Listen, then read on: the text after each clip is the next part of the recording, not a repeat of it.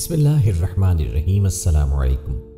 اللہ پاک نے اپنے آخری نبی محمد عربی صلی اللہ علیہ وسلم کی محبت و الفت کی دولت سے انسانوں کے علاوہ جمادات، نباتات، حیوانات، حتیٰ کہ جنات کو بھی حصہ عطا فرمایا۔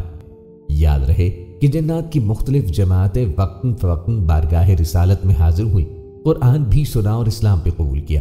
قبول اسلام کے علاوہ جنات کے ایسے بھی واقعات ہیں جو ان کی نبی کریم علیہ الصلوۃ والسلام سے عشق و عقیدت، قلبی وابستگی کا واضح بتا دیتے ہیں۔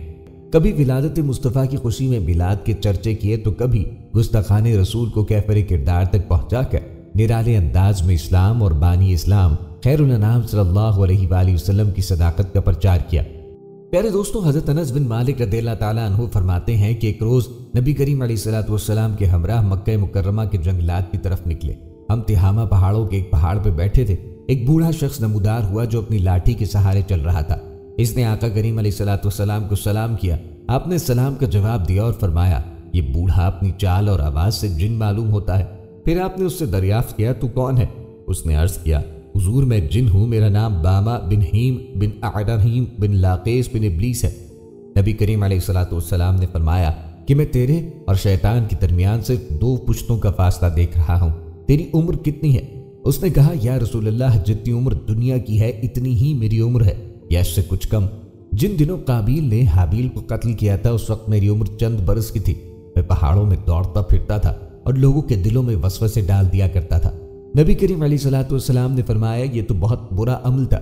اس جن نے آقا کریم علیہ الصلوۃ والسلام سے کہا، مجھے ملامت نہ فرمائیے، کیونکہ میں ان لوگوں میں سے ہوں جو حضرت نوح علیہ السلام پہ ایمان لائے تھے اور توبہ کر لی تھی، اور دعوت دین کے کام میں ان کے ساتھ تعاون کیا تھا اور انہیں راضی کر لیا تھا۔ اس کے بعد وہ جن اتنا رویا کہ ہم بھی رونے لگے۔ اس جن نے کہا، اللہ کی قسم میں بہت شرمندہ ہوں اور اللہ کی پناہ مانگتا ہوں اس بات سے کہ میں کافر رہوں۔ میں نے حضرت ہود علیہ السلام سے ملاقات کی اور میں ان پہ ایمان لایا۔ اسی طرح میں نے حضرت ابراہیم علیہ السلام سے بھی ملاقات کی، اور جس وقت حضرت ابراہیم علیہ السلام کو آگ میں ڈالا جا رہا تھا میں بھی ان کے ساتھ تھا، اور جب حضرت یوسف علیہ السلام کو کنویں میں ڈالا گیا تو میں بھی ان کے ساتھ تھا، اور حضرت یوسف علیہ السلام سے پہلے اس کنویں میں پہنچ گیا۔ اسی طرح حضرت شعیب علیہ السلام اور حضرت موسیٰ علیہ السلام سے بھی میری ملاقات ہوئی تھی۔ انہوں نے مجھے تورات سکھائی تھی اور فرمایا تھا، اگر تم عیسیٰ علیہ السلام سے ملاقات کرو تو ان کو میرا سلام کہنا۔ جب میری ملاقات حضرت عیسیٰ علیہ السلام سے ہوئی تو میں نے موسیٰ علیہ السلام کا سلام ان تک پہنچایا۔ حضرت عیسیٰ علیہ السلام سے ملاقات کے وقت انہوں نے مجھ سے فرمایا تھا کہ اگر تیری ملاقات محمد رسول اللہ صلی اللہ علیہ وسلم سے ہو تو ان کی خدمت میں میرا سلام عرض کر دینا۔ چنانچہ میں اس امانت سے سبکدوش ہونے کے لیے آقا کریم علیہ الصلوۃ والسلام کی خدمت میں حاضر ہوا ہوں، اور حضرت عیسیٰ علیہ السلام کا سلام آپ کی خدمت میں پیش کرتا ہوں، اور آپ صلی اللہ علیہ وسلم پر ایمان لاتا ہوں۔ حضور اکرم صلی اللہ علیہ وسلم نے جب یہ پیغام سنا تو آپ کے آنسو آ گئے۔ آپ نے فرمایا، عیسیٰ علیہ السلام پہ سلام ہو، اور اے باما، امانت پہنچانے کی وجہ سے تجھ پہ بھی سلام ہو، تیری کیا حاجت ہے؟ باما جن نے عرض کیا کہ حضرت موسیٰ علیہ السلام نے مجھے تورات سکھائی تھی اور حضرت عیسیٰ علیہ السلام نے مجھے انجیل سکھائی تھی، بس آپ صلی اللہ علیہ وسلم مجھے قرآن سکھا دیجیے۔ چنانچہ حضور اکرم صلی اللہ علیہ وسلم نے اس جن کو قرآن مجید کی تعلیم فرمائی اور اس کو سورہ واقعہ کے ساتھ مختلف صورتوں کی تعلیم دی، اور فرمایا کہ ہاما، جس وقت تمہیں کوئی حاجت ہو میرے پاس آ جانا اور ہم سے ملاقات نہ چھوڑنا۔ حضور نبی کریم علیہ الصلوۃ والسلام اس دنیا سے پردہ فرما گئے، لیکن اس واقعے کے بعد باما کے بارے میں پھر کچھ نہیں فرمایا۔ خدا جانے باما اب بھی زندہ ہے یا مر گیا۔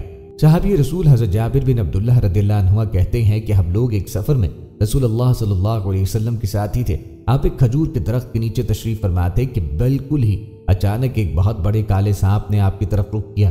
لوگوں نے اس کو مار ڈالنے کا ارادہ کیا، لیکن آپ نے فرمایا کہ اس کو میرے پاس آنے دو۔ جب یہ آپ کے پاس پہنچا تو اپنا سر آپ کے کانوں کے پاس کیا، پھر آپ نے اس سانپ کے منہ کے قریب اپنا منہ کر کے چپکے چپکے کچھ ارشاد فرمایا۔ اس کے بعد اسی جگہ وہ سانپ اس طرح غائب ہو گیا کہ گویا زمین اس کو نگل گئی۔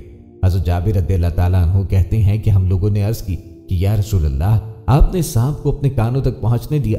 یہ منظر دیکھ کر ہم لوگ ڈر گئے کہ کہیں یہ سانپ آپ کو کاٹنے نہ لگے۔ آقا کریم علیہ الصلوۃ والسلام نے فرمایا کہ یہ سانپ نہیں تھا، بلکہ جنوں کی جماعت کا بھیجا ہوا ایک جن تھا۔ فلاں سورہ سے کچھ آیات بھول گیا تھا، ان آیات کو دریافت کرنے کے لیے جنات نے اس کو میرے پاس بھیجا تھا۔ میں نے اس کو وہ آیات بتائیں اور وہ ان کو یاد کرتا ہوا چلا گیا۔ پیارے دوستوں، ایک موقع ایسا ہے کہ جس میں جنات کی آمد کا آقا کریم علیہ الصلوۃ والسلام کو پتہ نہ چلا تھا۔ یہ واقعہ مقدس کتاب قرآن کریم کی سورہ جن میں اللہ نے ذکر کیا، جب حضور نبی کریم علیہ الصلوۃ والسلام نے مکے میں اسلام کی بہت دعوت دی اور مکے والوں نے آپ کو بہت تنگ کیا، تو آقا کریم علیہ الصلوۃ والسلام دعوت میں مدد اور تعاون کے لیے طائف تشریف لے گئے۔ طائف میں آپ نے قبیلہ بنو ثقیف کے عمیر ثقفی کے 3 بیٹوں عبد الجلیل، سعود اور حبیب سے ملاقات کی اور ان کے بارے میں معروف تھا کہ یہ لوگ اچھے ہیں۔ آقا کریم علیہ الصلوۃ والسلام نے ان کو اسلام کی دعوت دی۔ قوم کی مظالم کا ذکر کر کے فرمایا کہ میں تم سے مدد طلب کرنے آیا ہوں۔ انہوں نے آپ کا مذاق اڑایا۔ شریر لڑکے آقا کریم علیہ الصلوۃ والسلام کے پیچھے لگائے۔ انہوں نے رسول اللہ صلی اللہ علیہ وسلم کو پتھر مارے۔ آقا کریم علیہ الصلوۃ والسلام کے پاؤں مبارک سے خون نکلا۔ یہ وہ لوگ تھے جو سب سے اچھے لوگ شمار ہوتے تھے اور انہوں نے آپ کو یہ صلہ دیا۔ آقا کریم علیہ الصلوۃ والسلام کی طائف سے نکلنے کے بعد اتبا اور شیوا کے انگوروں کے باغ میں آقا کریم علیہ الصلوۃ والسلام نے پناہ لی۔ اتبا اور شیوا نے آقا کریم علیہ الصلوۃ والسلام کی یہ حالت دیکھی تو ان کو ترس آیا۔ انہوں نے اپنے غلام عباس کو بھیجا کہ آقا کریم علیہ الصلوۃ والسلام کو جا کر کھانے کے لیے کچھ انگور دو۔ جب نبی کریم علیہ الصلوۃ والسلام نے انگور کھانا شروع کیے تو آپ صلی اللہ علیہ وسلم نے بسم اللہ الرحمن الرحیم پڑھا۔ وہ عباس غلام عیسائی تھا۔ اس نے کہا یہ آپ نے کیا پڑھا؟ فرمایا بسم اللہ الرحمن الرحیم۔ اس نے کہا یہ لفظ تو کھانے سے پہلے کوئی نہیں پڑھتا۔ آپ صلی اللہ علیہ وسلم نے پوچھا تم کون ہو؟ کہا میں عباس ہوں۔ پوچھا علاقہ کون سا ہے؟ اس نے بتایا میں نینوا کا رہنے والا ہوں۔ فرمایا اس علاقے میں یونس بن متی ہوتے تھے؟ کہا جی ہاں۔ آپ صلی اللہ علیہ وسلم نے فرمایا وہ نبی تھے اور میرے بھائی تھے، میں بھی نبی ہوں۔ اس نے کہا آپ نبی ہیں؟ فرمایا ہاں میں نبی ہوں۔ اسی وقت عباس نے آپ کے ہاتھوں اور سر کو چوما۔ اس عمل کو اتبا اور شیوا نے دیکھا۔ عباس واپس آیا تو انہوں نے کہا یہ تو نے کیا کیا؟ لگتا ہے تو بھی اپنا دین چھوڑ گیا ہے۔ اس وقت سب سے افضل دین تو تمہارا ہے یعنی نصارہ کا۔ اس نے کہا نہیں، سب سے افضل دین ہمارا نہیں، سب سے افضل دین تو ان کا ہے۔ جس نبی کے بارے میں ہم نے سنا تھا یہ وہ نبی ہیں۔ یہ واقعہ راستے میں پیش آیا۔ پھر حضور اکرم صلی اللہ علیہ وسلم مقام نخلا پہ رکے اور آقا کریم علیہ الصلوۃ والسلام نے رات کو تہجد کی نماز پڑھی۔ ملک یمن کے جنات کا ایک گروہ بھی یہیں پہنچا ہوا تھا۔ چونکہ پہلے ملائکہ کو اللہ پاک حکم دیتے اور جو حکم آسمان سے زمین کی طرف آتا ملائکہ آپس میں مذاکرات کرتے ہوئے آسمان سے نیچے آتے تھے، تو جنات وہاں جا کر ان باتوں کو سن لیتے اور واپس آ کر نجومیوں کو بتاتے کہ بارش ہونے والی ہے، فلاں کام ہونے والا ہے۔ نجومی ان میں کچھ جھوٹ ملا کر یہ باتیں قوم کو بتاتے، اس سے ان کا کام چلتا رہتا۔ جب رسول اللہ صلی اللہ علیہ وسلم پر وحی آنا شروع ہوئی تو پھر اللہ رب العزت نے مستقل انگارے شہاب ثاقب کی صورت میں ان کے پیچھے لگا دیے جو جنات کو مارتے اور جنات اوپر نہیں جا سکتے تھے۔ اب جنات بہت پریشان تھے کہ ایسا کیا واقعہ پیش ہوا ہے کہ ہمیں اوپر جانے سے روک دیا گیا۔ اسی تلاش میں نکلے ہوئے مقام نخلا پہ پہنچے تو دیکھا کہ حضور اکرم صلی اللہ علیہ وسلم تہجد میں تلاوت فرما رہے ہیں۔ ان لوگوں نے نبی کریم علیہ الصلوۃ والسلام کی تلاوت سنی۔ جب جنات نے قرآن سنا تو اس پہ کان لگائے اور غور سے سننے لگے تو کہنے لگے اللہ کی قسم یہی ہے جو تمہارے اور آسمان کی خبروں کے درمیان حائل ہوا ہے۔ تو وہیں سے اپنی قوم کی طرف واپس پلٹے اور انہیں کہنے لگے اے ہمارے قوم، ہم نے عجیب قرآن سنا ہے جو راہ راست کی طرف رہنمائی کرتا ہے۔ ہم ایمان لا چکے، ہم ہرگز کسی کو اپنے رب کا شریک نہ بنائیں گے۔ رسول کریم علیہ الصلوۃ والسلام کو نہ ان کے آنے کا پتہ چلا، نہ تلاوت سننے کا پتہ چلا اور نہ ان کے ایمان کا پتہ چلا۔ وحی آئی تو بذریعہ وحی آقا کریم علیہ الصلوۃ والسلام کو بتایا گیا۔ اللہ پاک نے سورہ جن کی پہلی آیت میں فرمایا ہے کہ آپ صلی اللہ علیہ وسلم فرما دیجئے کہ میری طرف یہ وحی کی گئی ہے کہ جنات کے گروہ نے قرآن کو بغور سنا اور کہنے لگے یہ ہم نے ایک عجیب قرآن سنا ہے، اور یہ آنے والے جنات ملک یمن کے علاقے نسبین کے رہنے والے تھے۔ یہ چونکہ ایمان لے آئے تھے اس لیے انہوں نے کہا ہمارے رب کی شان بلند ہو، اللہ کی نہ کوئی بیوی ہے اور نہ کوئی اولاد۔ جو ہم میں بے وقوف لوگ ہیں وہ اللہ تعالیٰ کے بارے میں غلط باتیں کرتے ہیں۔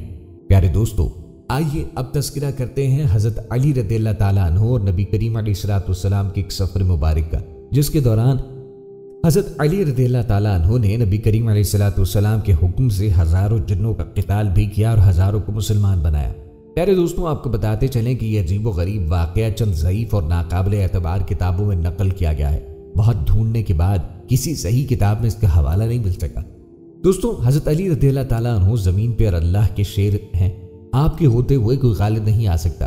اللہ تعالیٰ نے آپ کو بہت سی فتوحات عطا فرمائی، بالخصوص جب نبی کریم علیہ الصلوۃ والسلام اپنا علم یعنی جھنڈا دے کر حضرت علی رضی اللہ تعالیٰ عنہ کو روانہ فرماتے تو حضرت علی رضی اللہ تعالیٰ عنہ فاتح بن کر واپس آتے۔ اسی طرح کا ایک بہت عجیب و غریب واقعہ آپ کو بتاتے ہیں جس میں حضرت علی رضی اللہ تعالیٰ عنہ نے جنات سے لڑائی کی اور فتح حاصل کی۔ دوستو، علامہ سید نجم الحسن قراروی رحمہ اللہ علیہ اپنی مشہور کتاب 14 ستارے میں تحریر فرماتے ہیں کہ جناب رسول خدا صلی اللہ علیہ وسلم جنگ ذات سے واپسی میں ایک عجیب و غریب اجاڑ وادی سے گزرے۔ یہاں پر کسی کی رہائش نہ تھی اور ایک ویرانے کی سی کیفیت تھی جیسے انسانوں کے درمیان کوئی جنگل آباد ہو۔ آپ نے اپنے ساتھیوں سے پوچھا یہ کون سی جگہ ہے؟ جواب میں آپ کو بتایا گیا کہ اسے وادی کثیب ازرق کہتے ہیں۔ اسی جگہ ایک کنواں ہے جس میں وہ جن رہتے ہیں جو سلیمان علیہ السلام کی بھی اتباع نہ کرتے تھے۔ یہ جنات ہمیشہ اسی کنویں میں رہتے ہیں اور دنیا و ما فیہا سے بے خبر ہیں۔ یہی وہ علاقہ ہے جہاں سے یمانی گزرا اور اس کے 10,000 سپاہی انہی جنوں نے مار ڈالے۔ آقا کریم علیہ السلام نے فرمایا اچھا اگر ایسا ہے تو پھر یہیں ٹھہر جاؤ۔ قافلہ ٹھہر گیا۔ آپ نے فرمایا 10 آدمی جا کر کنویں سے پانی ڈالیں تاکہ وہ پانی ہم پئیں اور وضو وغیرہ کر کے اپنے جانوروں کو بھی پلائیں اور یہاں پر قیام کریں۔ حیرت کی بات کہ جب یہ لوگ 10 آدمی کنویں کے قریب پہنچے تو ایک زبردست عفریت جن برآمد ہوا۔ اس نے ایک خوفناک آواز نکالی اور اس آواز اور خوف کی وجہ سے سارا جنگل آگ کا بن گیا۔ ہر طرف شعلے نظر آنے لگے اور دھرتی کانپنے لگی۔ سب صحابہ کرام واپس ہونے لگے تاکہ عجیب و غریب منظر حضور نبی کریم علیہ السلام کو بیان کریں، لیکن ابو العاص پیچھے ہٹنے کے بجائے آگے بڑھے اور تھوڑی ہی دیر میں جل کے راکھ ہو گئے۔ اس صورتحال میں جبرائیل علیہ السلام نازل ہوئے اور انہوں نے سرور کائنات صلی اللہ علیہ وسلم سے کہا کسی اور کو بھیجنے کے بجائے آپ اپنا جھنڈا دے کر علی بن ابی طالب کو بھیجیں۔ حضور نبی کریم علیہ السلام نے ایسا کیا اور اپنا جھنڈا دے کر علی کو روانہ کیا، ساتھ ہی دست دعا بلند کیا۔ دوستوں بہت ہی دلکش منظر تھا کہ جب ایک جانب بہادر اللہ کا شیر اور نوجوان دلیر حضرت علی رضی اللہ عنہ ہیں اور ساتھ میں دعا کرنے والے حضور سرور کائنات مالک دو جہاں صلی اللہ علیہ وسلم ہیں۔ حضرت علی المرتضی روانہ ہوئے اور کچھ ساتھیوں کے ساتھ کنویں کے قریب پہنچ گئے۔ حسب معمول وہاں سے ایک بہت بڑا جن عفریت برآمد ہوا اور غصے میں رجز پڑھنے لگا۔ آپ نے بآواز بلند پورے جوش اور ولولے کے ساتھ اعلان کیا میں علی بن ابی طالب ہوں، میرا شیوا اور میرا عمل سرکشوں کے سر کو قلم بھی کرنا ہے۔ یہ سن کر آپ نے اس پہ زبردست حملہ کیا اور آپ نے فوراً اپنے آپ کو اس حملے سے بچا لیا۔ وہ لڑکھڑا گیا اور توازن کھو بیٹھا۔ اسی صورتحال کا فائدہ اٹھاتے ہوئے حضرت علی کرم اللہ وجہہ الکریم نے اس پر اپنی خاص تلوار ذوالفقار سے ایسا طاقتور وار کیا کہ وہ 2 ٹکڑے میں تقسیم ہو گیا۔ جیسے ہی وہ قتل ہوا تو فوراً آگ کے شعلے اور دھوئیں کے طوفان کنویں سے نکلنے لگے۔ زبردست شور بچا اور بے شمار ڈراؤنی شکلیں سامنے آ گئی۔ دوستوں کوئی بھی کمزور ایمان والا یا بہادر شخص بھی اس موقع پہ گھبرا جاتا ہے۔ ویران بستی ہو اور ہر طرف آگ ہی آگ اور مقابلہ بھی ایسی مخلوق سے جو نظر بھی نہ آتی، لیکن حضرت علی پوری بہادری کے ساتھ وہاں پہ کھڑے رہے اور زور سے درود و سلام پڑھنے لگے۔ اس کے علاوہ بھی قرآن مجید کی چند آیات پڑھی۔ اچانک آگ بجھنے لگی اور دھواں ختم ہونے لگا۔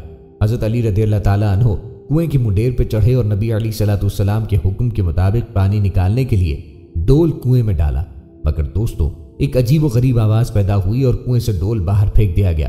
حضرت علی نے وہیں کنویں کی منڈیر پہ کھڑے ہو کر ان کو للکارا اور اپنی پہچان کروائی اور کہا کہ مقابلے کے لیے آ جاؤ۔ یہ سن کر ایک بہت بڑا افریدی جن دوبارہ برآمد ہوا۔ آپ نے اسے بھی ایک لمحے میں قتل کیا، کیونکہ سپہ سالاری اور قتل کے تال میں حضرت علی رضی اللہ تعالیٰ عنہ کو شکست دینا ممکن نہ تھا۔ اس کو قتل کرنے کے بعد حضرت علی رضی اللہ تعالیٰ عنہ نے پھر کنویں میں ڈول ڈالا اور وہ بھی باہر پھینک دیا گیا۔ غرض کہ اسی طرح 3 بار ہوا۔ بالآخر آپ نے ارد گرد کھڑے لوگوں سے کہا میری کمر میں رسی باندھو، میں کنویں میں اترتا ہوں، تم رسی پکڑ لینا۔ اصحاب نے رسی پکڑی اور حضرت علی اور مرتضیٰ رضی اللہ تعالیٰ عنہ کنویں میں اتر گئے۔ تھوڑی دیر کے بعد رسی کٹ گئی اور حضرت علی اور صحابہ کرام رضوان اللہ علیہم اجمعین کے مابین رشتہ منقطع ہو گیا۔ اب کوئی رابطہ نہ تھا، نہ ہی کوئی اندازہ کہ حضرت علی کہاں چلے گئے۔ کنویں میں کیا ہو رہا ہے کوئی آواز بھی نہیں تھی۔ اصحاب سخت پریشان ہوئے اور گریہ کرنے لگے۔ وہ سوچ رہے تھے کہ اب رسی چھوڑ دینی چاہیے یا نہیں، ان لوگوں کو یہی انتظار کرنا چاہیے یا واپس جا کر سرور عالم صلی اللہ علیہ وسلم کو بتانا چاہیے۔ اتنے میں کنویں سے چیخو پکار آنے لگی جیسے کچھ لوگ بہت فریادیں کر رہے اور معافیا مانگ رہے ہیں۔ یہ در حقیقت جنات کے رونے کی آوازیں تھی۔ اس کے بعد یہ صدا آئی جس کا مطلب تھا کہ اے علی ہمیں پناہ دے دو۔ آپ نے فرمایا کلمہ پڑھو، مسلمان ہو جاؤ تو تمہیں امان مل جائے گی۔ غرض کہ وہ سب زور سے کلمہ پڑھنے لگے اور شکست کو تسلیم کر دیا تھا۔ اس کے بعد رسی ڈالی گئی اور امیر المومنین فاتح خیبر حضرت علی کرم اللہ وجہہ الکریم ہزاروں جنات کو قتل کر کے 24,000 قبائل کو مسلمان بنا کر کنویں سے برآمد ہوئے۔ اصحاب نے مسرت کا اظہار کیا اور سب کے سب واپس نبی کریم علیہ السلام کی خدمت میں پیش ہوئے۔ نبی کریم علیہ السلام نے فتح کی خوشی اور مبارکباد کا اظہار کرنے کے لیے محبت اور خوشی سے حضرت علی رضی اللہ تعالیٰ عنہ کو سینے سے لگایا، ان کی پیشانی پہ بوسہ دیا اور مبارکباد سے ہمت افزائی فرمائی۔ پھر ایک رات قیام کے بعد مدینے کو روانہ ہو گئے۔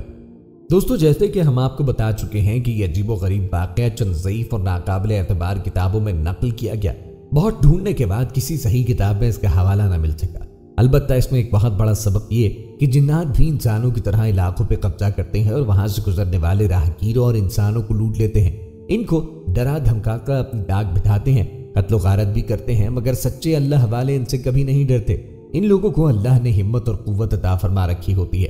ان کے پاس روحانی قوت اور اللہ کی مدد کا ایسا خزانہ ہوتا ہے، بڑے سے بڑا جن بھی آ جائے تو وہ مقابل نہیں ہو سکتا۔ اس واقعے سے ایک سبق یہ بھی ملتا ہے کہ اگر آپ لوگ جنات کی شرارتوں اور غلط حرکتوں سے خود کو بچانا چاہتے ہیں تو اللہ کو راضی کریں۔ اگر اللہ کی مدد شامل ہوگی تو پھر آپ کو ڈرنے کی کوئی ضرورت نہیں۔ دوستو، جنات سے بچنے کا طریقہ ہے کہ انسان اپنے آپ کو عبادات میں مشغول رکھے۔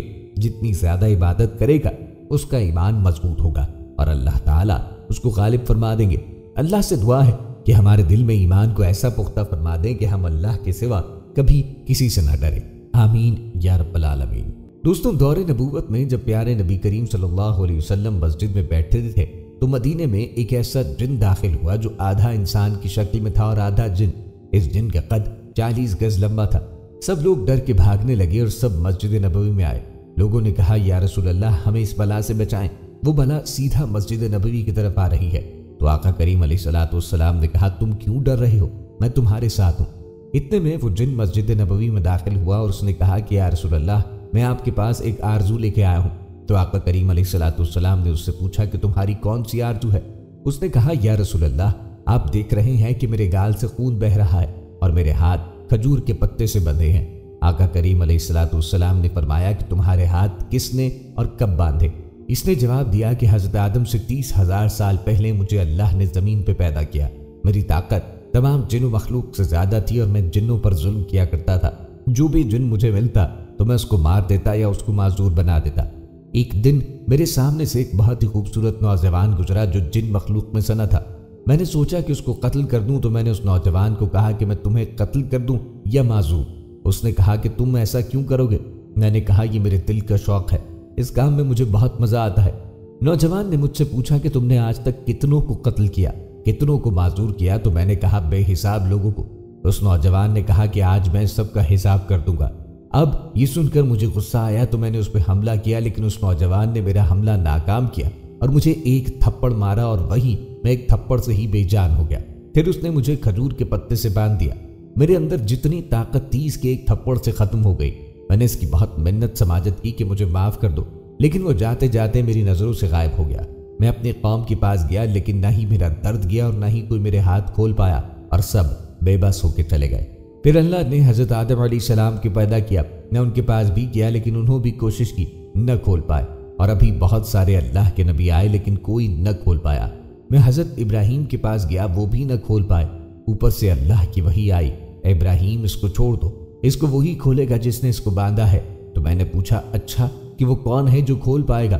تو انہوں نے آپ کا بتایا۔ تب سے میں آپ کے انتظار میں ہوں اور آج جا کے میرا انتظار ختم ہوا۔ اس کے ہاتھ کھل گئے اور اس کے گال سے خون آ رہا تھا، وہ بھی بند ہو گیا، اس کی قوت بھی واپس آ گئی۔ آقا کریم علیہ الصلوۃ والسلام نے فرمایا کہ اب جاؤ، تم آزاد ہو۔ اس نے کہا کہ اب میں کہاں جاؤں؟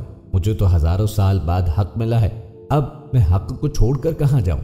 پیارے دوستوں، مشرکین مکہ کا ایک معمول تھا کہ جب سفر پہ نکلتے اور کسی وادی میں رات کو ان کو رکنا ہوتا تو وہاں یہ لوگ ایک جملہ کہا کرتے تھے کہ میں اس وادی کے سردار جن کی قوم کے بیوقوف شریر جنات کے شر سے بچنے کے لیے میں اس سردار کی پناہ میں آتا ہوں۔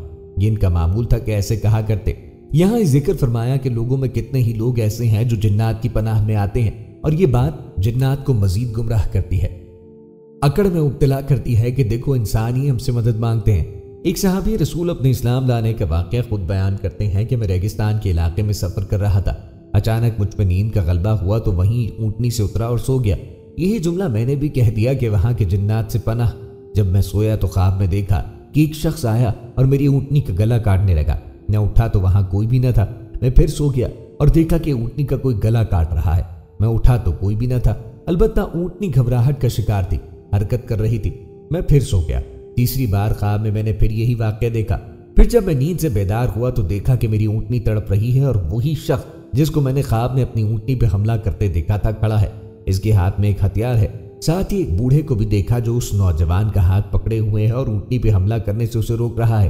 اسی دوران 3 وحشی گائیں وہاں سے گزری تو اس بوڑھے نے نوجوان سے کہا کہ اس اونٹنی کو چھوڑ دو اور ان 3 میں سے کوئی ایک لے لو۔ اس نوجوان نے ایک وحشی گائے لی اور وہ چلا گیا۔ وہ بوڑھا میری طرف متوجہ ہوا اور مجھے اس نے کہا کہ وہ دور گزر گیا جب جنات سے پناہ لی جاتی تھی۔ اب تم یہ نہ کہا کرو، بلکہ اب تم یہ کہو کہ میں اس اللہ کی پناہ میں آتا ہوں جو محمد کا رب ہے اس وادی کے خوف اور شر سے۔ تو میں نے پوچھا کہ وہ کون ہے؟ اس بوڑھے نے کہا کہ وہ نبی ہیں جو مدینے میں ہیں۔ میں اسی وقت نکلا اور سیدھا مدینہ منورہ آیا۔ آ کر حضور نبی کریم علیہ الصلوۃ والسلام سے ملا۔ آپ صلی اللہ علیہ وسلم نے ملتے ہی جو واقعہ میرے ساتھ پیش آیا تھا مجھے سارا بتایا، تو میں کلمہ پڑھ کر مسلمان ہو گیا۔ پیارے دوستوں، جنات نبی کریم علیہ الصلوۃ والسلام کی خدمت میں 6 مرتبہ حاضر ہوئے ہیں۔ حضور اکرم صلی اللہ علیہ وسلم کا 5 مواقع پہ جنات سے گفتگو کرنا ثابت ہے۔ آئیے چلتے ہیں جنات کے عشق مصطفیٰ کے تعلق سے ایمان کو جلا دینے والے واقعات کی جانب۔ میلاد النبی کے حوالے سے جنات کے انداز کا تذکرہ کیا جائے تو حضرت عبد الرحمن بن عوف رضی اللہ عنہ سے مروی ہے کہ نبی کریم علیہ الصلوۃ والسلام کی ولادت شریف ہوئی تو جبل ابو قبیس اور حجون کے پہاڑوں پر چڑھ کر جنات نے ندا کی۔ حجون پہاڑ کے جن نے یہ ندا کی، میں قسم کھاتا ہوں کہ نہ تو کسی انسانی عورت نے ایسی شان پائی جیسی حضرت آمنہ کو ملی، اور نہ ہی کسی عورت نے ایسی شان و شوکت اور قابل فخر صفات والا بچہ جنا جو آمنہ کے ہاں پیدا ہوا۔ یہ حضرت احمد صلی اللہ علیہ وسلم تمام قبائل میں سب سے افضل ہیں۔ والدہ اور ان کی صاحبزادے دونوں ہی قابل عزت و واجب الاحترام ہیں۔ اور جبل ابو قبیس پر موجود جن نے یوں ندا کی، اے بطحا کے مکینوں، حقیقت ماننے میں غلطی مت کرنا اور روشن عقل سے اس حقیقت کو واضح کر لینا کہ قبیلہ بنو زہرہ جو زمانوں سے تمہاری ہی نسل سے تھے اور آج بھی تمہارے سامنے ہیں، اس نسل کے گزرے ہوئے اور موجود تمام لوگوں میں سے یا غیروں میں سے ہی صحیح، لیکن کوئی ایک خاتون تو ایسی دکھا دو جس نے نبی کریم علیہ الصلوۃ والسلام جیسا پاک باز جانا ہو۔ حضور اکرم علیہ الصلوۃ والسلام کی علل اعلان دعوت اسلام پر روسائے کفار بپھر گئے اور آپ کو جادوگر اور جھوٹا مشہور کرنے کا منصوبہ بنا لیا۔ البتہ جب اپنے ساتھی ولید سے رائے لی تو اس نے اظہار رائے کے لیے 3 دن کی مہلت مانگی اور گھر چلا آیا۔ اس کے گھر سونے چاندی کے 2 بت تھے جنہیں اس نے جواہرات و قیمتی لباس پہنا کے کرسیوں پہ بٹھا رکھا تھا۔ اس نے مسلسل 3 دن ان کی خوب عبادت کرنے کے بعد نہایت ہی گڑ گڑا کر اپنے بت سے کہا، میری بے لوث عبادت کا واسطہ مجھے بتاؤ کہ محمد سچے ہیں یا نہیں۔ اسی وقت ایک شیطانی جن ایک بت کے اندر گیا۔ بت حرکت میں آیا اور بولا، محمد نبی نہیں، ہرگز ان کی تصدیق مت کرنا۔ ولید خوش ہو گیا اور اس نے دوسرے کافروں کو بھی بلا کر بت کی بکواس سنائی۔ پھر ان بدبختوں نے بڑے مجمع کا اہتمام کر کے سرکار صلی اللہ علیہ وسلم کو بھی بلوایا، اپنے بت کو مختلف رنگوں کا لباس پہنایا۔ رسول کریم علیہ الصلوۃ والسلام حضرت ابن مسعود رضی اللہ عنہ کو ساتھ لے کے تشریف لائے۔ کفار نے بت کو سجدہ کیا۔ پھر ولید نے بت سے کہا، میرے معبود تو محمد کے بارے میں اظہار خیال کر۔ بت نے آقا کریم علیہ الصلوۃ والسلام کے بارے میں نازیبہ باتیں کی۔ آپ وہاں سے اٹھ کر تشریف لے گئے۔ راستے میں سبز لباس میں ملبوس ایک سوار ملا۔ اس کے ہاتھ میں ننگی تلوار تھی جس سے خون ٹپک رہا تھا۔ سوار گھوڑے سے اترا اور نہایت ادب سے سلام کیا اور بتایا، میرا نام بہین بن ابہر ہے، کوہ طور پہ میرا گھر ہے۔ میں نے حضرت نوح علیہ السلام کے زمانے میں اسلام قبول کیا تھا۔ میں سفر میں تھا، وطن واپس ہوئی تو گھر پہنچنے پہ زوجہ نے روتے ہوئے بتایا کہ مسفر نامی جن نے آپ کی گستاخی کی ہے۔ میں اسی وقت اس کے تعاقب میں نکلا۔ صفا و مروہ کے درمیان وہ مجھے مل ہی گیا۔ میں نے وہیں اس کا سر اتار دیا۔ یہ رہا اس کا سر اور وہ خود کتے کی صورت میں وہاں مرا پڑا ہے۔ آقا کریم علیہ الصلوۃ والسلام اس کی باتیں سن کے خوش ہوئے۔ نیز اگلے دن جب کفار پھر مجمع لے کے جمع ہوئے، اسی حبل نامی بت کو زیورات و ملبوسات سے سجا کر اسے سجدہ کر کے بولے کہ محمد کو برا بھلا کہہ، تو بہین نامی یہی جن حضور کی اجازت سے اس بت میں جا کے بولا، اے اہل مکہ، حضرت محمد صلی اللہ علیہ وسلم سچے ہیں، ان کی باتیں اور دین سچا ہے۔ یہ تمہیں باطل کی جگہ دین حق اپنانے کی دعوت دیتے ہیں، جبکہ تم اور تمہارے بت باطل و جھوٹے ہیں، خود گمراہ اور دوسروں کو گمراہ کرنے والے ہو۔ اگر تم محمد عربی پر ایمان لا کر ان کی تصدیق نہ کرو تو روز قیامت دوزخ تمہارا دائمی ٹھکانہ ہوگا۔ لہٰذا حضرت محمد صلی اللہ علیہ وآلہ وسلم پر ایمان لے آؤ جو اللہ کے رسول اور خلق خدا میں سب سے افضل ہیں۔ اپنے ہی بت سے یہ باتیں سن کر ایک طرف تو کفار آگ بگولا ہو گئے، بلکہ ابو جہل نے اسے اٹھا کر زمین پہ پٹخ دیا اور پھر اسے نظر آتش کر دیا، جبکہ دوسری طرف رسول اکرم صلی اللہ علیہ وسلم جن بہین کی وجہ سے نہایت خوش ہوئے۔ آپ نے اس جن کا نام عبداللہ رکھ دیا۔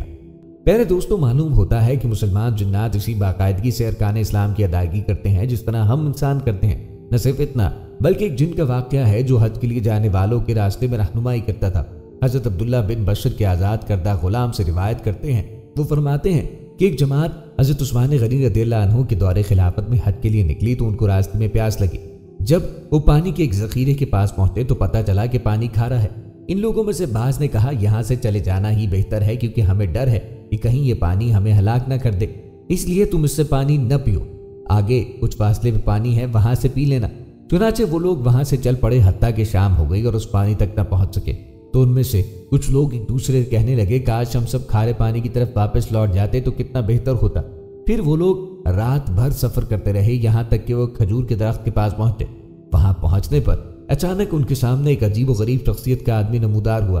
اس نے قافلے والوں کو مخاطب کر کے کہا، اے قافلے والو، میں نے رسول اللہ سے فرماتے سنا ہے، جو شخص اللہ اور قیامت کے دن پہ ایمان رکھتا ہے اسے چاہیے کہ اپنے مسلمان بھائیوں کے لیے وہی پسند کرے جو وہ اپنے لیے کرتا ہے، اور اپنے مسلمان بھائیوں کے لیے وہ چیز نہ پسند کرے جو وہ اپنے لیے ناپسند کرتا ہے۔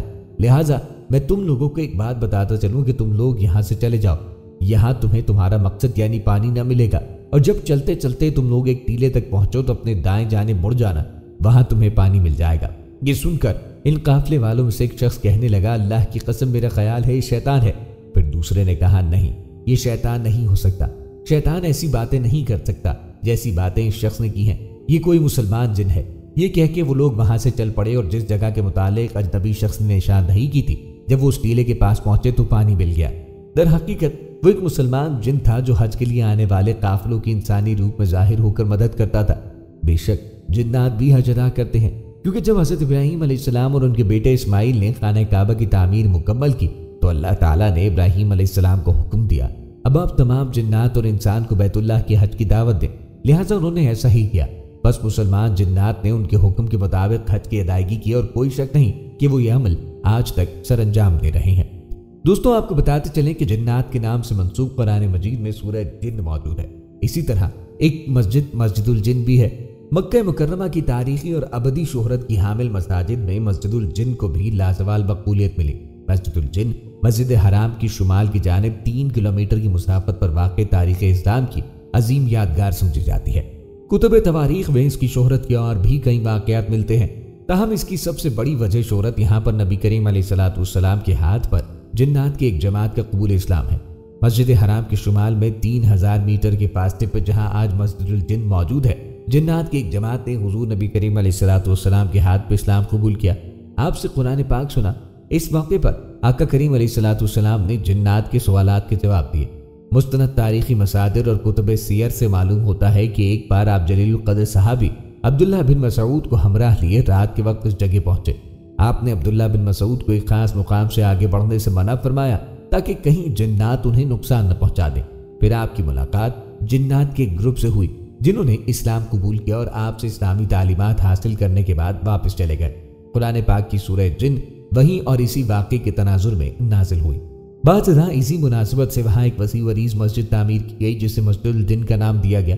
مرور زمانہ کے ساتھ مسجد کی تعمیر و مرمت کے دوران اس کے ڈیزائن بدلتے رہے، مگر اس کے قیام کا واقعہ آج تک مسلمانوں کے دلوں میں تازہ ہے۔ الحرمین الشریفین کی زیارت کا شرف حاصل کرنے والے مسجد الجن کی زیارت بھی کرتے ہیں۔ ماہ سیام میں یہاں افطار کا خصوصی انتظام کیا جاتا ہے، جہاں دنیا بھر سے آئے زائرین اور معتمرین عقیدت و احترام کے ساتھ اس مسجد میں حاضر ہوتے ہیں، عبادت کرتے اور افطار میں شرکت کرتے ہیں۔ عبداللہ بن مسعود بیان فرماتے ہیں کہ نبی کریم علیہ السلام نے فرمایا، میرے پاس جنوں کا داعی آیا تو میں اس کے ساتھ گیا اور ان پہ قرآن پڑھا۔ فرمایا کہ وہ ہمیں لے کر گیا اور اپنے آثار اور اپنی آنکھ کے آثار دکھائے، اور نبی کریم علیہ السلام سے زیادہ راہ کھانے کے متعلق پوچھا تو انہوں نے کہا کہ یار وہ ہڈی جس پہ اللہ کا نام لیا گیا ہو وہ ہمارے ہاتھ آئے گی تو وہ گوشت ہوگی، اور ہر مینگنی تمہارے جانوروں کا چارہ ہے۔ نبی کریم علیہ السلام نے فرمایا، ان دونوں سے استنجا نہ کرو کیونکہ یہ تمہارے بھائیوں کا کھانا ہے۔ ایک اور روایت میں ہے کہ بے شک میرے پاس نصیبی جنوں کا ایک وفد آیا اور وہ جن بہت اچھے تھے، تو انہوں نے مجھے کھانے کے متعلق پوچھا۔ میں نے اللہ سے ان کے لیے دعا کی کہ وہ کسی ہڈی اور لیت کے پاس سے گزریں تو وہ اسے اپنا کھانا پائیں۔ دوستو، جنات میں سے مومن جنوں کا کھانا ہر وہ ہڈی جس پر اللہ کا نام لیا گیا ہو، کیونکہ نبی کریم علیہ السلام نے ان کے لیے جس پر بسم اللہ نہ پڑھی گئی ہو اسے ان کے لیے مباح قرار نہیں دیا، اور جس پر بسم اللہ نہ پڑھی گئی وہ کافر جنات کے لیے ہے۔ جس زمین پر انسان زندگی گزار رہے ہیں اس پر کچھ جن کی اقسام بھی رہتی ہیں، اور ان کی رہائش اکثر خراب جگہوں اور گندگی والی جگہ ہیں، مثلا لیٹرینیں اور قبریں اور گندگی پھینکنے اور پاخانہ کرنے کی جگہ۔ تو اس لیے نبی کریم علیہ السلام نے ان جگہوں میں داخل ہوتے وقت اسباب اپنانے کا کہا، اور وہ اسباب مشروع اذکار اور دعائیں ہیں۔ انہی میں سے انس بن مالک کی حدیث ہے کہ وہ بیان کرتے ہیں کہ نبی کریم علیہ السلام جب بیت الخلاء جاتے تو یہ کہا کرتے تھے، اے اللہ، میں خبیثوں اور خبیثنیوں سے تیری پناہ میں آتا ہوں۔ خطابی کا قول ہے کہ الخبیث یہ خبیث کی جمع اور الخبائث یہ خبیثہ کی جمع ہے، اور اس سے مراد شیطانوں میں سے مذکر اور مؤنث ہیں، جنہوں میں مومن بھی اور کافر بھی ہیں، جنہوں کے متعلق اللہ کا ارشاد ہے ان میں بعض تو مسلمان ہیں اور بعض بے انصاف، پس جو فرما بردار ہو گئے انہوں نے تو راہ راست کا قصد کیا، اور جو ظالم ہیں وہ جہنم کا ایندھن بن گئے۔ اسی طرح بات ثابت ہوتی ہے کہ قیامت کے دن جنوں کا حساب کتاب بھی ہوگا۔ مجاہد رحمہ اللہ علیہ نے اللہ تعالیٰ کے اس فرمان کے متعلق کہا ہے کہ اور یقیناً جنوں کو یہ معلوم ہے کہ وہ پیش کیے جائیں گے۔ پیارے دوستو، قرآن مجید میں اللہ کی وہ آخری اور مستند ترین کتاب ہے جسے دین کے معاملے میں انسانیت کی ہدایت کے لیے نبی کریم علیہ الصلوۃ والسلام پہ نازل کیا گیا۔ اس کتاب ہدایت سے استفادہ انسان تبھی کر سکتا ہے جب وہ اسے پڑھے گا، اس کی تلاوت، اس کا مطالعہ کرے گا۔ تلاوت قرآن کی فضیلت احادیث کی روشنی میں واضح ہے۔ حضرت عثمان بن عفان رضی اللہ عنہ سے روایت ہے کہ نبی کریم علیہ الصلوۃ والسلام نے فرمایا تم میں سے بہتر وہ شخص ہے جو قرآن سیکھے اور سکھلائے۔ حضرت عمر بن الخطاب رضی اللہ تعالیٰ عنہ سے روایت ہے کہ نبی کریم علیہ الصلوۃ والسلام نے فرمایا اللہ تعالیٰ اس کتاب قرآن مجید کی وجہ سے بہت سے لوگوں کو سرفراز فرمائے گا اور اسی کی وجہ سے دوسروں کو ذلیل کر دے گا۔ سرفراز اللہ کے حکم سے وہی ہوں گے جو قرآن کے احکام کی پیروی کریں گے۔ ابتدائی چند صدیوں میں مسلمان جب ہر جگہ قرآن کے حامل اور عامل تھے، اس عمل کی برکت سے وہ دین و دنیا کی سعادتوں سے بہرہ ور ہوئے، لیکن مسلمانوں نے جب سے قرآن کے احکام و تعلیم پہ عمل کرنے کو اپنی زندگی سے خارج کیا، تب سے ہی ان پہ ذلت اور رسوائی کا عذاب مسلط ہے۔ کاش مسلمان دوبارہ قرآن کریم سے اپنا رشتہ جوڑے تاکہ ان کی عظمت بحال ہو سکے۔ دوستوں، اب تذکرہ کرتے ہیں جنات سے متعلق چند صحابہ کرام اور اللہ کے نیک بزرگ بندوں کا۔ دوستوں، یہ حقیقت ہے کہ اللہ نے جنات سے زیادہ طاقت انسانوں کو دی، بلکہ انسان کو اشرف المخلوقات بنایا۔ بلکہ حضرت شاہ اہل اللہ صاحب، جو حضرت شاہ ولی اللہ محدث دہلوی کے بھائی اور بہت بڑے عالم و بزرگ تھے، انہوں نے ایک مرتبہ غلطی سے ایک جن کو قتل کیا تھا۔ یہ واقعہ حضرت علامہ انور شاہ کشمیری صاحب نے اس طرح بیان فرمایا ہے کہ ایک بار حضرت شاہ صاحب اپنے حجرے میں بیٹھے تھے، ایک سپاہی آیا، آپ کو بادشاہ سلامت نے بلایا ہے۔ حضرت شاہ صاحب فوراً اٹھے اور سپاہی کے ساتھ چل دیے۔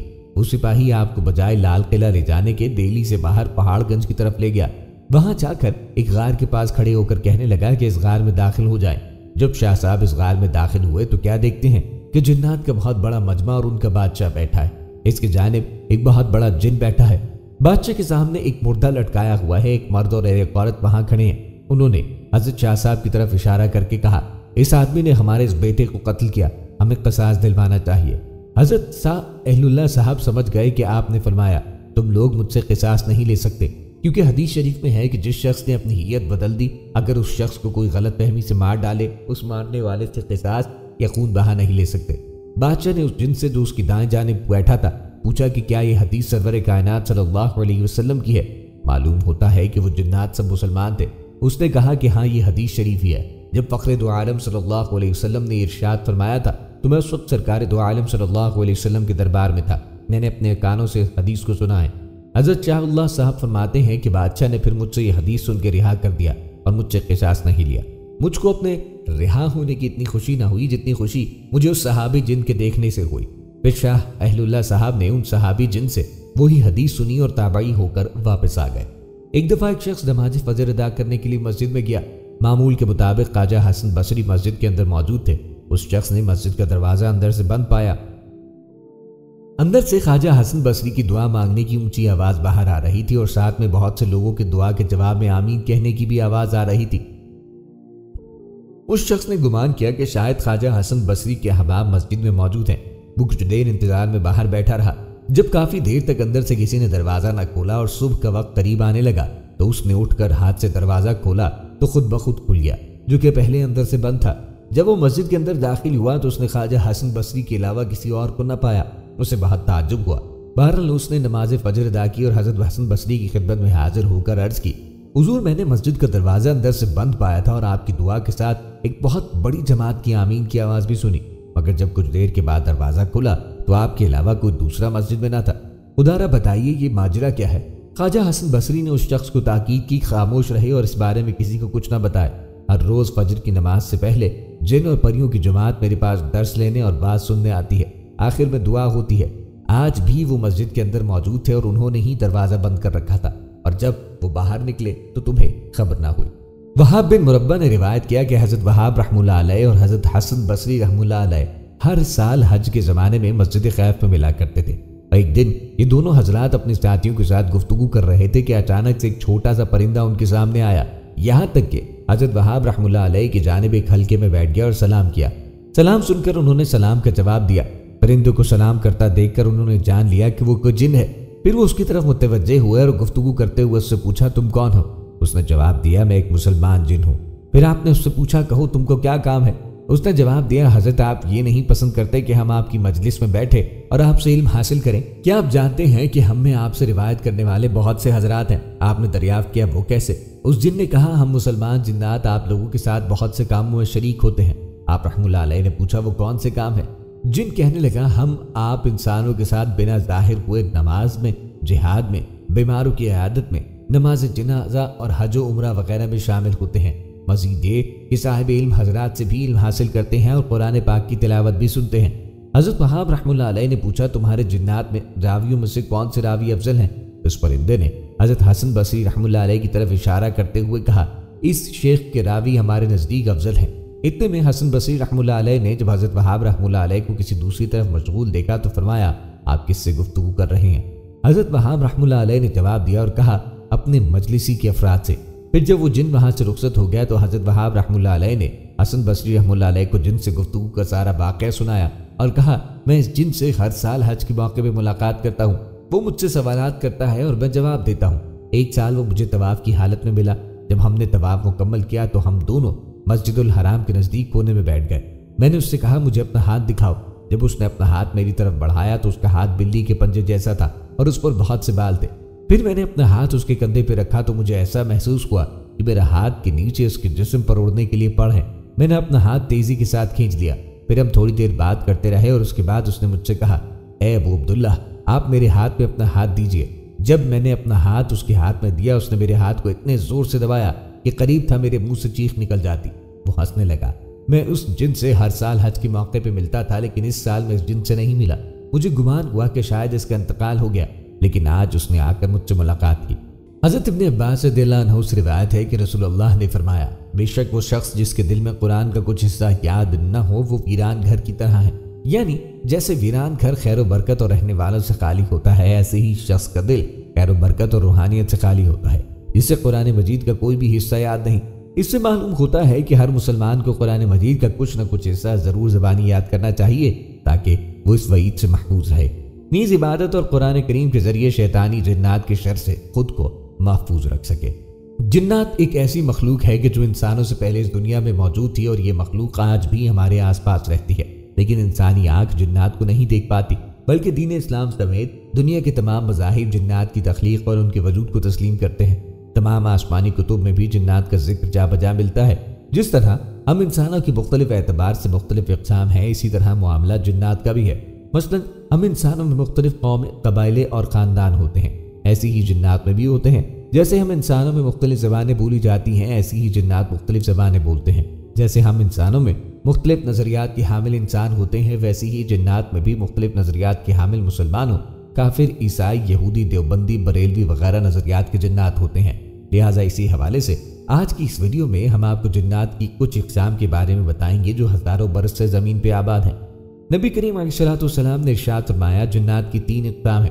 ایک تو وہ جن کے پر ہوتے ہیں اور وہ ہوا میں اڑتے ہیں، دوسری قسم وہ ہے جو سانپ اور کتے کی شکل میں نظر آتے ہیں، اور تیسری قسم وہ ہے جو منزل پہ اترتے اور کود کر جاتے ہیں۔ علامہ بدر الدین بخاری شریف کی شورۂ آفاق شرح عمدۃ الالکاری میں جنات کی اقسام یوں بیان کرتے ہیں کہ معروض جنات کا ایک ایسا گروہ جو پہلے زیادہ سرکش و مغرور ہوتا ہے۔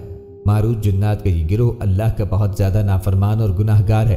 معروض نامی جنات کی اس گروہ میں بہت ہی تنظم مسلمان ہیں، جبکہ زیادہ تر غیر مسلم ہیں۔ فاروق نامی جنات انتہائی طویل العمر ہوتے ہیں اور ان کی عمر کا اندازہ اس بات سے لگایا جا سکتا ہے کہ ان کی عمریں ہزاروں سالوں پہ محیط ہیں، انسانوں سے بہت زیادہ نفرت کرتے ہیں اور انہیں نقصان پہنچانے میں کوئی کسر نہیں چھوڑتے۔ امام مسلم، امام نسائی اور امام حذیفہ کی بیان کردہ حدیث کے مطابق اس جنی گروہ کے ایک جن نے آقا کریم علیہ السلام پہ دوران نماز حملہ کرنا چاہا، لیکن آپ صلی اللہ علیہ وسلم نے اس شرکش جن کو مسجد کے ستون کے ساتھ باندھ دیا۔ جنات کی دوسری قسم افریدیت ہے، اور افریت عربی زبان میں خبیث اور سرکش کو کہتے ہیں۔ یہی افریت دن رات میں سب سے زیادہ طاقتور اور چالاک ہے، کیونکہ یہ جسمانی طور پہ بہت زیادہ طاقتور اور قوی ہوکل ہوتے ہیں۔ اسی گروہ کو اللہ نے حضرت سلیمان علیہ السلام کے قبضے میں کر دیا تھا اور آپ علیہ السلام کے حکم سے جنات کی اس جماعت نے ہیکل سلیمانی تعمیر کیا۔ دوستوں، اللہ نے ان جنات کو اتنا طاقتور بنایا ہے کہ یہ حرکت کے اعتبار سے بہت ہی تیز رفتار ہیں۔ اسی گروہ کے ایک جن نے حضرت سلیمان علیہ السلام سے وعدہ کیا تھا کہ میں آپ کا دربار برخاست ہونے سے قبل ملکہ بلقیس کا تخت یمن سے بیت المقدس تک لا سکتا ہوں۔ دوستوں، جنات کا یہ گروہ زمین کے نیچے رہتا ہے۔ زیادہ تر یہ جنات ریگستانوں میں پائے جاتے ہیں۔ ان کی ایک اور قسم کریم ہے، اور یہ کریم جنات کا وہ گروہ جو ہر وقت انسان کے ساتھ رہتا ہے۔ کسی انسان کی پیدائش سے لے کر اس کی موت تک یہ اس کے ساتھ ہی ہوتا ہے۔ انسان کے قریب اس کا ہمذات ہوتا ہے، یعنی اس کی شکل اور آواز آپ جیسی ہی ہوگی، آپ کی ہر عادت اور خفیہ کام سے واقف ہوگا۔ بلکہ یہی جنات کی وہ قسم ہے جو انسان کے دل میں وسوسے اور شک پیدا کرتا ہے۔ ایک حدیث مبارکہ میں درج ہے کہ حضور نبی کریم علیہ السلام نے فرمایا کہ تم میں سے ہر ایک کے ساتھ جنوں میں سے اس کا ہم نشیں ہے۔ صحابہ کرام نے عرض کی، اے اللہ کے رسول، کیا آپ کے ساتھ بھی کریم ہے؟ تو آپ صلی اللہ علیہ وسلم نے فرمایا، ہاں، لیکن اللہ نے میری مدد فرمائی اور میرا کریم مسلمان ہو گیا ہے، تو وہ مجھے بھلائی کے علاوہ کسی کام کی ترغیب نہیں دیتا۔ ایک دن حضرت عبداللہ بن مسعود رضی اللہ عنہ کا کریم ان کے سامنے ظاہر ہوا کہ ان کا کریم ہو وہ عبداللہ بن مسعود رضی اللہ تعالیٰ عنہ کی شکل جیسا تھا۔ ابن مسعود نے پوچھا کہ تو کون ہے؟ اس نے جواب دیا کہ میں آپ کا ہم نشیں۔ عبداللہ بن مسعود نے پوچھا تو اتنا کمزور اور لاغر کیوں ہے؟ اس نے عرض کی کہ آپ کے نیک اعمال نے مجھے کمزور کر دیا ہے کہ انسان کے گناہ اور اعمال بد اس کے کرین کو توانا اور مضبوط کرتے ہیں، جبکہ نیک اعمال اس کو کمزور۔ دوستو، جنات کی چوتھی قسم نسنس ہے۔ یہ نسنس جنات کا ایسا گروہ جو نسنس کی شکل و صورت کے بارے میں آتا ہے، اور نسنس کی شکل و صورت کے بارے میں کہا جاتا ہے کہ یہ انسانوں اور جنوں کی نسل میں سے ایک مخلوق ہے جو زیادہ تر انسانوں کی طرح نظر آتے ہیں، جو ایک پاؤں سے کود کود کے چلتے ہیں۔ ان کی ایک آنکھ، ایک کان، ایک ہاتھ اور ایک پیر ہوتا ہے، جیسے کسی انسان کو درمیان سے چیر کر دو ٹکڑے کر دیا گیا ہو۔ ایک پیر ہونے کے باوجود یہ بہت تیز پھدکتا اور بہت تیز چلتا ہے۔ یہ مخلوق زیادہ تر پانی میں رہتی ہے۔ بعض اوقات باہر نکل کر انسانوں سے بات بھی کرتے ہیں، اگر یہ کسی انسان پر قابو پا لے تو مار بھی ڈالتے ہیں۔ جنات کی پانچویں قسم جنان ہے، اور یہ جنان جنوں کا ایک گروہ ہے جو زہریلی آنکھ کے شعلے سے پیدا کیا گیا۔ ان میں کچھ مسلمان ہوتے ہیں اور کچھ غیر مسلم۔ جب اللہ نے فرشتوں کو زمین پر شیاطین و جنات کا مقابلہ کرنے کے لیے بھیجا تو جنات کی جماعت نے فرشتوں کے ساتھ مل کر دیگر سرکش جنوں کے خلاف ایک بڑی جنگ لڑی تھی۔ اس جماعت کے غیر مسلم جنات ابلیس کی فوج میں شامل ہیں اور اس کے حکم پر تمام اعمال بد انجام دیتے ہیں۔ دوستو، جنات کی چھٹی قسم ہاتف ہے۔ ہاتف جنات کا وہ گروہ جس کا کوئی ظاہری وجود نہیں ہوتا، لیکن ان کی خاص بات یہ ہے کہ یہ مختلف قسم کی آواز نکالنے میں ماہر ہوتے ہیں۔ ایسی آواز نکالتے ہیں جو آپ کی جانی پہچانی بھی ہو سکتی ہے، جیسے کہ آپ کے رشتہ داروں یا دوستوں کی آواز۔ مختلف جانوروں کی آوازیں بھی نکال سکتے ہیں۔ یہ انسانوں کو ڈرانے کے لیے مختلف خوفناک آوازیں بھی نکالتے ہیں، جیسے کہ بار بار ہنسنے کی آوازیں یا بار بار اونچا رونے کی آوازیں۔ یہ جنات انسانوں کو ڈرانے کی خاطر بہت اونچا چلا کر لوگوں کو ان کے نام سے پکارتے ہیں۔ جنات کا یہ گروہ اکثر کھلی اور ویران جگہوں پر پایا جاتا ہے۔ جنات کی ساتویں قسم ثالث ہے۔ یہ ثالث جنات کی ایسی قسم جو فیمیل یعنی عورت جنوں پہ مشتمل ہے۔ جنات کا ایک ایسا گروہ جو بہت زیادہ باصلاحیت ہے، کیونکہ یہ اپنی شکل کو بہت جلدی اور آسانی سے تبدیل کرتے ہیں۔ یہ ہر شکل اختیار کر لیتے ہیں۔ آٹھویں قسم قبرستانوں میں پائے جاتے ہیں، جو بالکل غیر آباد اور بہت پرانے ہوتے ہیں۔ جنات صرف رات کو باہر آتے ہیں اور رات میں اکیلے سفر کرنے والوں کو نظر آتے ہیں۔ یہ مسافروں کو راستے سے بھٹکاتے ہیں اور اپنی شکل بھی تبدیل کرتے ہیں، جیسے کوئی سانپ یا کتا وغیرہ۔ اس کے علاوہ یہ عورت اور بچے کی شکل بھی اختیار کرتے ہیں۔ جنات کا یہ گروہ بہت شیطان اور خبیث ہوتا ہے۔ یہ جنات کسی کے ساتھ ہمدردی نہیں کرتے اور نہ ہی کسی کے ساتھ دوستی کرتے ہیں۔ دوستو، جنات کی 9ویں قسم جان ہے۔ جنات میں سب سے کریم جن جان یا جنان کہلاتا ہے، کیونکہ زمین پہ حضرت آدم علیہ السلام کی قبل سے یہاں آباد تھا۔ جس طرح انسانوں میں حضرت آدم علیہ السلام کو سب سے پہلے پیدا فرمایا، اسی طرح جنات میں سے بھی جان جن کو سب سے پہلے پیدا فرمایا گیا۔ جان کو نیک جنات کا بادشاہ کہا جاتا ہے۔ اللہ نے اس گروہ کو آسمان و زمین کی حکومت عطا کی تھی، اس کے ساتھ انہیں جنت کے نگرانوں میں بھی شامل فرمایا۔ لیکن جب اس گروہ نے زمین پر فتنہ و فساد و قتل غاری کرنا شروع کی تو اللہ نے جبرائیل علیہ السلام کی قیادت میں فرشتوں کی ایک جماعت بھیجی۔ ان فرشتوں نے کچھ جنات کو قتل کیا اور کچھ کو قید کیا۔ جو باقی بچے وہ سمندروں اور جنگلوں میں چلے گئے۔ جنات کی 10ویں قسم شیاطین ہے۔ جنات کے اس گروہ کے سب سے بڑے جن کا نام عزازیل تمام شیاطین جنات کا سردار۔ اس عزازیل کو شیطان ابلیس لقب اس وقت دیا گیا جب اس نے اللہ کے حکم کی نافرمانی کی اور حضرت آدم علیہ السلام کو سجدے سے انکار کیا۔ تب اس کو قرآن میں ابلیس اور شیطان یعنی اللہ کی رحمت سے مایوس اور نافرمان کہا گیا۔ ابتدا میں ایک بہت ہی نیک اور عابد جن تھا۔ اس نے اللہ کی اتنی عبادت کی کہ فرشتوں میں شامل کیا گیا، لیکن زمین پر حکومت کرنے کا لالچ اور غرور میں مبتلا ہونے کی وجہ سے اللہ अल्लाह की बारगाह से निकाल दिया गया। अब इसे आसमान से ज़मीन पे फेंका गया और उस वक्त से लेकर क़यामत के कायम होने तक अज़ाज़ील का सिर्फ एक ही मकसद यानी औलाद आदम को गुमराह करना और जिन्नात की एक बहुत बड़ी जमात इसकी पैरोकार जो इसके हुक्म पर इंसानों को गुनाहों पर उकसाती है। प्यारे दोस्तों, सच्चे अल्लाह वाले जिन्नात से कभी नहीं डरते। इन लोगों को अल्लाह ताला ने हिम्मत और क़ुव्वत अता फरमा रखी होती है। इनके पास रूहानी क़ुव्वत और अल्लाह की मदद का ऐसा खजाना होता है कि बड़े से बड़ा जिन भी आ जाए तो वो मुकाबला नहीं कर सकता। अगर आप लोग जिन्नात की शरारतों और गलत हरकतों से खुद को बचाना चाहते हैं तो अल्लाह को राजी करें। अगर अल्लाह की मदद शामिल होगी फिर आपको डरने की बिल्कुल ज़रूरत ना होगी। जिन्नात से बचने का तरीका है कि इंसान अपने आप को इबादत पे मशगूल रखे। जितनी ज़्यादा इबादत करेगा उसका ईमान उतना मजबूत होगा और अल्लाह उसको गालिब फरमा देगा। दोस्तों, ये थी हमारी आज की वीडियो। उम्मीद है आपको पसंद आई होगी। मजीद वीडियोस के लिए हमारे चैनल को सब्सक्राइब करें और साथ ही लगे बेल के बटन को भी दबा दें ताकि आने वाली हर नई वीडियो का नोटिफिकेशन आपको बर वक्त मिले। अपनी राय का इजहार कमेंट बॉक्स में लाजमन कीजिए। मिलते हैं एक नई वीडियो में, तब तक के लिए अल्लाह हाफिज, फी अमानिल्लाह।